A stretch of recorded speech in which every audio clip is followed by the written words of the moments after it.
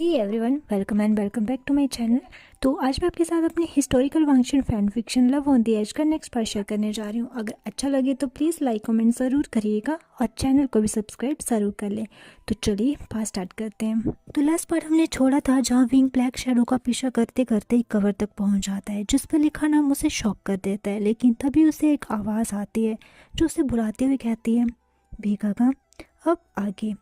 Wing उस आवाज़ की सोर्स को देखता है जो उसके आगे से टॉम के पास से आई थी, जहां वो ब्लैक शैडो एक शक्ल लेने लग गई थी और देखते ही देखते वो पूरी तरह से एक इंसान में कन्वर्ट हो जाती है, या ये कह लो कि एक 5 साल के बच्चे में जो विंग को देखकर मुस्कुरा रहा होता है। और उसे देखकर विंग की आंखों से आंसू निकल जाते हैं और कुछ यादें ताज़ा हो जाती हैं।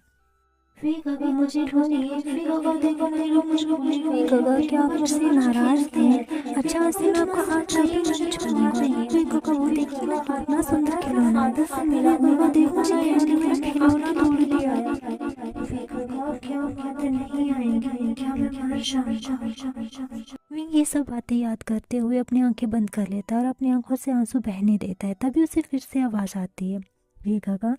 विंग अपनी आंखें खोलकर फिर से उस बच्चे को देखता है जो अभी भी वैसी ही मुस्कुराहट लिए उसे देख रहा था, एक प्योर इनोसेंट स्माइल।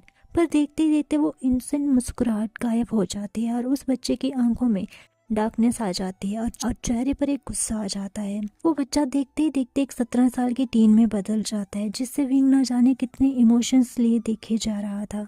तभी वो बच्चा जो कि अभी 17 साल की लड़की में बदल गया था कहता है, वी गगा। तभी विंग अपनी भारी आवाज में कहता है, शिनशन। तभी वो लड़का कहता है, अगर आज मैं जिंदा होता तो मैं अभी ऐसे ही दिखता ना। विंग अपनी आंसू भरी निगाहों से उसी को देखे जा रहा था। तभी वो लड़का कंटिन्यू करते हुए कहता है, काका मुझे इंसाफ चाहिए, मुझे मुक्ति चाहिए। मैं यहाँ कैद हूँ उस पर्सन की वजह से, मुझे आज़ाद करवा दो। तभी विंग कहता है, तुम चिंता मत करो, जो तुम्हारी इस हालत का जिम्मेदार है, जो तुम्हारी मौत का जिम्मेदार है, उसे सजा जरूर मिलेगी, मैं उसे छोड़ूंगा नहीं। तभी वो लड़का कहता है, मैंने उसका चेहरा देखा था। तभी विंग उसको हैरानी वाली नजरों से देखता है और वो लड़का नोट कर। अब अगला दिन हो जाता है, सब एज यूजुअल अपने काम में लगे होते हैं। लेकिन विंग कल के रात के बारे में ही क्लास में बैठा सोच रहा था। तभी जिनमिन उसे बुलाती है, आशियन। विंग अपनी सोच से बाहर आकर जिनमिन को देखता है और हाँ कहता है। जिनमिन कहती है, क्या तुम मुझसे अभी भी गुस्सा हो? तभी विंग एक स्माइल करता हुआ कहता है, नहीं, उसमें तुम्हारी गलती नहीं। तभी जिनमिन सैड फेस बनाकर कहती है, तो उस दिन के बाद तुमने मुझसे ठीक से बात क्यों नहीं की? तभी विंग कहता है, एक्चुअली मैं थोड़ा बिजी हूँ आजकल एंड अभी भी मुझे कुछ काम है तो मुझे यहाँ से जाना पड़ेगा, मैं तुमसे बाद में मिलूंगा। ये कहकर विंग क्लास के बाहर चला जाता है जिसे चियांग चैंग फॉलो करता है। पर जाते हुए वो लान वांगजी की सीट को जरूर देखता है जिससे उसकी आंखों में मायूसी आ जाती है जो चियांग चैंग और जिनमिन से छुपी नहीं रहती। क्लास के बाहर आते ही चियांग चैंग कहता है, ये जिनमिन का क्या चक्कर है? इस पर विंग कहता है, कुछ नहीं। अच्छा तो वो तुमसे इतने दिनों से बार बार माफ़ी क्यों मांग रही है और तुम उसे अवॉइड क्यों कर रहे हो? तभी विंग कहता है, मैं उसे अवॉइड नहीं कर रहा, मैं तो सबके साथ ही ऐसा हूँ और मैं थोड़ा बिजी हूँ इसलिए ऐसा बिहेव कर रहा हूँ। तो चियांग कहता है, अच्छा तो मुझे भी बताना ऐसा कौन सा ज़रूरी काम है जो तुमने अपनी हालत मजनू जैसे बना ली है? आंट बता रही थी कि तुम ठीक से खा पी भी नहीं रहे आजकल और अपनी शक्ल देखिए, ऐसा लग रहा है जैसे कितने दिन से तुम सोए नहीं होंगे। जब से वो कोल्ड प्रिंस गायब हुआ है तब से तुम भी बदल गए हो। डोंट टेल मी कि तुम उसके प्यार में हो और वो तुमसे रूठ के चला गया है जिससे तुम्हारी ये हालत हो गई है। चेंग चेंग ये लास्ट लाइन जोकिंगली बोलता है जो कि विंग के लिए जोक बिल्कुल नहीं थी। विंग चेंग चेंग को एक सीरियस डेड लुक देता है और वहाँ से जल्दी जल्दी चला जाता है। चेंग चेंग बेचारा कंफ्यूजन में खड़ा रहता है और बोलता है, हे विभूषण तुम कहाँ जा रहे हो? इस लुक का क्या मतलब था? लेकिन उसकी बात का आंसर देने के लिए वहाँ कोई नहीं था। तभी चेंग चेंग कहता है, ये श्योरली किसी मुसीबत में पड़ने वाला है। ऐसा कह के वो भी वहाँ से चला जाता है। तभी चेंग चेंग के पीछे खड़ी जिनमिन विस्पर करते हुए क्वेश्चनिंग टोन में कहती है, विभूषण। और सेम ही क्वेश्चन टोन में एक रूम में खड़ा हुआ पर्सन भी कहता है, विभूषण। तभी जिनमिन कहती है, हाँ मैंने दूसरी बार आशियान के लिए ये नाम सुना है, पहले उस गार्डन में लान वांगजी के मुंह से और आज चियांग चैंग के मुंह से। तभी वो पर्सन गुस्से में कहता है, तो तुमने मुझे पहले क्यों नहीं बताया? इस पर जिनमिन फ्लिंच कर जाती है और कहती है, वो मैंने सोचा उन्होंने गुस्से में ऐसे ही बोल दिया होगा, मैं खुद पहले से कंफर्म करना चाहती थी। तभी वो पर्सन कहता है, क्या तुमने मैंने कभी कुछ सोचने के लिए कहा है? जो तुम्हारे पास चीज ही नहीं तुम उसका इस्तेमाल करना बंद करो और जो तुम्हें काम दिया गया है चुपचाप उसे करो। अब जाओ यहाँ से। जिनमिन वहाँ से खड़बड़ी में बाहर चली आती है। वो पर्सन उसे जाते हुए देख कहता है बेवकूफ। वो एक गहरी सांस लेता है और कहता है बेवुशन, और गुस्से में अपनी मुट्ठी टाइट कर लेता है। दूसरी ओर विंग क्लासेस खत्म होने के बाद कॉटेज लौट आया था लंच के लिए, जहाँ लंच करने के बाद विंग अपनी माँ से बात करने की सोचता है और वो दोनों लेडी एहान के कमरे में बैठे हुए थे, जहाँ विंग ने लेडी एहान को बेड पर बिठाकर सामने नीचे बैठकर एहान के दोनों हाथों को अपने हाथ में लिए हुए कहता है माँ मुझे आपको कुछ बताना है। लेडी एहान अपनी आईज से सॉफ्टली विंग को इशारा करती हैं। विंग एक गहरी सांस लेता है और बोलता है आपको याद है ना, मैंने बताया था कि गुसु आने से पहले मेरा एक दोस्त बन गया था जो कि लैंड से है। विंग थोड़ा पॉज लेकर बोलता है वो और कोई नहीं लंजा यानी लानवांगजी ही था। फिर विंग लेडी एहान को सब बताता है कि वो लानवांगजी से जब मिला तो क्या बात हुई जिसकी वजह से गुसु में मुलाकात होने पर कैसे उन दोनों ने रिएक्ट किया। वो लेडी एहान को ये नहीं बताता कि वो दोनों एक दूसरे से प्यार करने लगे हैं। बाकी उनके झगड़े, मिसअंडरस्टैंडिंग, शिचैन से जो उनकी बात हुई वो सब शेयर करता है। विंग कहता है माँ क्या आपको भी लगता है कि मेरा वांगजी से नफरत करना गलत था? क्या मैंने एक इनोसेंट पर्सन को हर्ट किया? क्योंकि वांगजी को तो फादर या आपके सफरिंग के बारे में कोई आइडिया ही नहीं, या फिर मैं अगर वांगजी के लिए या उसके मॉम के लिए सॉफ्ट कॉर्नर दिखाऊंगा तो वो आपकी सफरिंग की इंसल्ट होगी। विंग अभी अपनी फीलिंग में लॉस्ट पपी की तरह लग रहा था, जो अपनी माँ से जानना चाहता था कि इनडायरेक्टली क्या वांगजी से प्यार करना सही है या गलत। इससे क्या वो अपनी माँ की सफरिंग्स को इग्नोर करके सेल्फिश तो नहीं बन रहा। हालांकि शिचैन और वांगजी की बातों से विंग को क्लियर हो गया था कि वांगजी इनोसेंट है, लेकिन वो अपनी माँ को सुनना चाहता था इस पर। वो नहीं चाहता था कि उसका कोई भी एक्ट उसकी माँ को उस पर्सन की कमी करवाए जिसे वो अपनी 5 साल की एज से फुलफिल करने की पूरी कोशिश कर रहा है।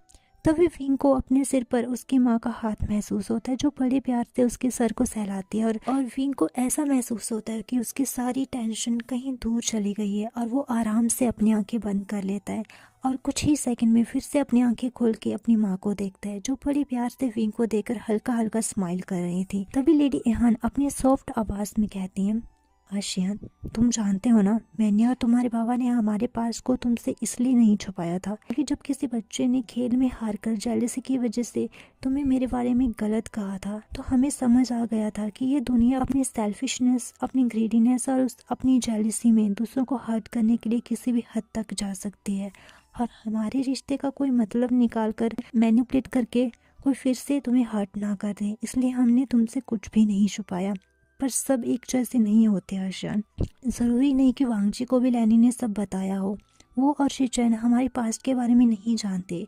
शिचैन अपने फादर के थोड़ा क्लोज था तो उसे पता था अपने फादर की सफरिंग्स का, पर हान ने मुझे बताया था कि वांगजी शिचैन से बहुत अलग है। वो कभी हान के करीब नहीं था और इसलिए शायद उसे उसके फादर मदर की रिलेशन की सच्चाई नहीं पता। उस बच्चे ने जो देखा बस उसी के अकॉर्डिंग अपनी सोच बना ली। इसलिए अगर तुम वांगजी से दोस्ती करते हो या उसकी परवाह करते हो तो मुझे हर्ट नहीं होगा। वो एक ऐसा बच्चा है आशियान जिसे हम सबके प्यार की बहुत ज़रूरत है। ऐसा कहकर लेडी एहान उस पल के बारे में सोचती है जो बेहोशी में वांगजी ने माँ कहा था। वो कंटिन्यू करते हुए कहती है वो बहुत अकेला है आशियान, और अगर मेरा आशियान उसका अकेला पल दूर करने वाला साथी बनेगा तो मुझे बहुत खुशी होगी। और जहाँ तक उसकी मदर की बात रही तो सब एक पास था जिसे भूलना ही ठीक है। शायद किस्मत में ये सब लिखा था तो सहन करना पड़ा, लेकिन अभी हमारे आगे हमारा आज है जिसमें हम जिनसे प्यार करते हैं वो हमारे साथ हैं। इसलिए पास की नफरत और गुस्से को बुलाकर हमें आज की खुशियों और अपनों पर ध्यान देना चाहिए, है ना। ऐसा कह के वो विंग की नोज को अपनी उंगली से ब्रश करती है जिससे विंग सॉफ्टली गिगल करता है और कहता है आई लव यू मदर, और अपनी मॉम को वो हक कर लेता है। लेडी एहान भी स्माइल करती है और विंग की बैक को जेंटली रब करते हुए कहती है I love you too my son. तभी उन दोनों को अपने अराउंड एक और बाहों का जोड़ा हक करता हुआ महसूस होता है जो कि चिंगेन जुन थे, जो कि चुपचाप अपने बेटे और वाइफ की बातें सुन रहे थे डोर पर खड़े होकर, और अपनी इस लवली फैमिली के हक को ज्वाइन करते हुए कहते हैं I love you more my lovely wife and my naughty but still cute and handsome son. इस पर दोनों मदर और सन शक्ल करते हैं। अब हमें सीन शिफ्ट करके एक केव का सीन दिखाया जा रहा है जहाँ शिनचैन अपने आगे खड़ी उस ब्लैक शैडो, जो और कोई नहीं वही सेम थी जो कल विंग से मिली थी, उसे कहते हैं तो तुम ये कह रहे हो कि बर्थडे पर जब वो धुन विसल की तब तुम अपनी कवर से बाहर आया और तब से विंग से कांटेक्ट करने की कोशिश कर रहे थे। इस पर वो ब्लैक शैडो कहती है हाँ। तभी विंग कहता है अंकल सॉन्ग, अंकल शिनचैन, क्या आप जानना नहीं चाहोगे कि ये कौन है? इस पर सॉन्गलैंड कहता है बिल्कुल। वो शैडो को देखकर कहते हैं अपने आप को रिवील करो। वो शैडो विंग को देखती है तो विंग नोट करता है। फिर वो शैडो एक इंसान की शक्ल लेने लगता है। जैसे उसका पूरा काला धुआं गायब होकर सामने वाले की पिक्चर क्लियर होती है तो सॉन्गलैंड और शो शिनचैन दोनों शॉक हो जाते हैं और कहते हैं ये कैसे हो सकता है, इसकी शक्ल तो। ऐसा कह के वो विंग को देखते हैं। विंग एक गहरी सांस लेता है और नोट करता है। तभी वो पर्सन कहता है हाँ, आपने सही पहचाना, मैं वही हूँ। इससे आगे वो शैडो कुछ बोलती, उन लोगों को महसूस होता है कि कोई केव के आसपास है जो अंदर आने की कोशिश कर रहा है। वो रूह वहाँ से गायब हो जाती है और सॉन्गलैंड और शो शिनचैन बाहर देखने जाते हैं पर वहाँ उन्हें कोई नहीं मिलता। शायद वो पर्सन भाग गया। वो दोनों और मजबूत बैरियर क्रिएट करते हैं और अंदर चले जाते हैं जहाँ विंग उन्हें सब सच बताता है जो कल उस रूह ने उसे बताया। तो दोनों भी शौक और दुखी होते हैं और कहते हैं कि वो विंग के साथ हैं। विंग क्लाउड रिसर्च लौट आता है शाम होने से पहले। आज उसका मन शांत था। वो शिनचैन से मिला इतने सालों बाद और उसकी माँ ने लंजा के लिए और उसकी दोस्ती को एक्सेप्ट कर लिया। वो हर्ट नहीं हुई जिसका उसे डर था और जो डर वांगजी को भी है शायद। लेकिन विंग अब सब ठीक कर देगा। वो अपने शिनचैन को भी इंसाफ दिलाएगा और अपने लंजा के साथ भी इंसाफ करेगा। बचपन से जिस दर्द में वो जी रहा है, जितना दर्द उसने सहा है, उससे कई ज़्यादा गुना बढ़कर वो उससे अब प्यार करेगा और अब उसे ऐसा करने से कोई भी नहीं रोक पाएगा, खुद लंजा भी नहीं। यही डिटर्मिनेशन लेकर विंग वांगजी की मॉम के कवर के आगे बैठा हुआ था और कहता है आनलैंड, मैं जानता हूँ कि एज अ लंजास मदर आप मुझसे नाराज़ होंगी कि मैंने बिना सोचे समझे अनजाने में सही पर लंजा को बहुत दुख दिया। पर सच मानो जब से मैं लंजा से मिला हूँ तब से मेरे दिल ने कभी भी नहीं माना कि यही सेकंड आइस प्रिंस ऑफ गुसो है जो हमसे नफरत करता है। लंजा तो किसी से नफरत कर ही नहीं सकता पर फिर भी वो मेरी वजह से तकलीफ में है, जिसे मैंने हमेशा खुश रखने का खुद से ही वादा तभी कर लिया था जब पहली बार मैंने उसे देखा था। उसके उस कोल्ड आंखों के पीछे की उदासी। माँ ने कहा कि हमें पास बुलाकर आज की खुशियों पर ध्यान देना चाहिए, इसलिए मैं आपका जो पास था उसके बारे में आपसे कोई शिकायत नहीं करूँगा। बस आपसे एज अ लंजास मदर लंजा को तकलीफ देने के लिए माफ़ी और प्यार करने के लिए बताने आया था, क्योंकि अब कोई इजाज़त दे या ना दे पर मैं लंजा से प्यार करना नहीं छोड़ूंगा, ना लंजा को छोड़ूंगा। और आप जानती होंगी कि लंजा भी मुझसे प्यार करता है, इसलिए मेरी आपसे यही रिक्वेस्ट है कि आप प्लीज़ लंजा से नाराज़ ना हो और हमें अपनी ब्लेसिंग्स दें। लंजा लव डिजर्व करता है जो मैं उसे देना चाहता हूँ, इसलिए प्लीज़ पास बुलाकर हमें एक्सेप्ट कर लेना। विंग ये सब बोलकर वहाँ से चला जाता है, इस बात से अनजान होकर कि उसकी बात कोई सुन रहा था जो कि लैंस शिनचैन थे, जो अपने रूम में बैठे विंग की बातों को ही सोच रहे थे। तभी यानली अपने हस्बैंड को ऐसे खोया खोया देखकर कहती है क्या हुआ? इस पर लैंस शिनचैन कहते हैं कुछ नहीं, बस मैं वांगजी के बारे में सोच रहा था। तो यानली कहती है आप वांगजी को सेक्लूजन से बाहर आने के लिए कहो ना, उन्हें अभी अपनों की केयर, उनके लव की ज़रूरत है। जानती हूँ वो ज़िद्दी हैं जैसे आपने बताया था, पर आप कोशिश करके देखिए। इस पर शिनचैन नोट करते हैं और सोचते हैं किस्मत क्या खेल खेल रही है, कुछ समझ नहीं आ रहा। पर यानली की बात सच है, उसे अपनों की ज़रूरत है, उसे प्यार की ज़रूरत है, उसे आशियान की ज़रूरत है, के बीच की इस मिसअंडरस्टैंडिंग को क्लियर करने की ज़रूरत है। पर अगर ऐसा हुआ और वांगजी विंग एक हो गए तो क्लैन उन्हें कभी एक्सेप्ट नहीं करेगा और वांगजी क्लैन के लिए हर पनिशमेंट ले लेगा पर विंग को नहीं छोड़ेगा। पर अगर वांगजी ऐसे ही सेक्लूजन में रहा तो वो खुद में ही घुटता रहेगा। पिछली बार माँ के जाने के बाद सेक्लूजन में थोड़ी देर रहने के बाद ही वांगजी बिल्कुल एक इमोशनलेस पर्सन बनकर आया था और इस बार पता नहीं उसके दिल दिमाग में क्या चल रहा होगा। मैं अपने भाई को सिर्फ एक सांस लेने वाला पुतला बनता नहीं देख सकता। वांगजी को बाहर आना ही होगा। मैं अपने भाई को हमेशा के लिए खोना नहीं चाहता। वो एक इंसान है और उसे भी हक है हर इमोशंस को फील करने का। मैं कल ही वांगजी के पास जाऊंगा। ऐसा सोच के शिनचैन सोने की कोशिश करने लगता है और जैसे उन्होंने सोचा था उसके अकॉर्डिंग ही वो लैंड्स की सीक्रेट केव, कोल्ड केव के सामने खड़े थे, जो कि अकेले नहीं थे, उनके साथ चिंगेजुन थे जिसे शिनचैन यहाँ लाए थे। चिंगेजुन को शिनचैन ने बताया विंग और वांगजी के बारे में, जिस पर चिंगेजुन कहते हैं कि उन्हें पता है इस बारे में। चिंगेजुन के अकॉर्डिंग विंग और वांगजी दोस्त बने अनजाने में, एक दूसरे की आइडेंटिटी से बेखबर, और जब उन्हें पता चला कि वो लोग कौन है तो वांगजी को लगा कि विंग ने जानबूझकर उससे अपनी आइडेंटिटी छिपाई है, उसका भरोसा जीतकर तोड़ने के लिए, क्योंकि वांगजी इजीली किसी पर भरोसा नहीं करता और ना ही किसी को दोस्त मानता था। लेकिन विंग पहला पर्सन जो उसका दोस्त बना और वो भी उसकी माँ की मिजरेबल हालत का जिम्मेदार पर्सन बना, और वो भी वो पर्सन जो उसकी माँ की मिजरेबल हालत का एक पार्ट था वांग जी के अकॉर्डिंग, जिससे उसके दिल में गिल्ट और धोखा दोनों आ गया कि उसने अपनी माँ को बिट्रे किया उस पर्सन से दोस्ती करके। और विंग के एंड की स्टोरी तो उन्होंने सुन ही ली, जो लेडी एहान को बताई थी विंग ने कि उसकी ओर से क्या, जैसे कि उसने धोखा नहीं दिया, वो भी अनजान था और रियलिटी पता चलने पर खुद से ही गुस्सा था। पर अब वांग जी की सच्चाई जानकर विंग गिल्टी है और अपनी दोस्ती कंटिन्यू रखना चाहता है। शिचुएन ने बताया कि वो वांग जी को सेक्लूजन से बाहर लाने में उनकी हेल्प चाहते हैं। फिर चिंग जुन ने भी बताया कि विंग ने ऐसे बताया और वांग जी हर्ट है, उन दोनों को आपस में बातें क्लियर करने की नीड है। शिचुएन नहीं जानता कि अब आगे उन दोनों को लेकर क्या होगा या वो क्या फैसला ले।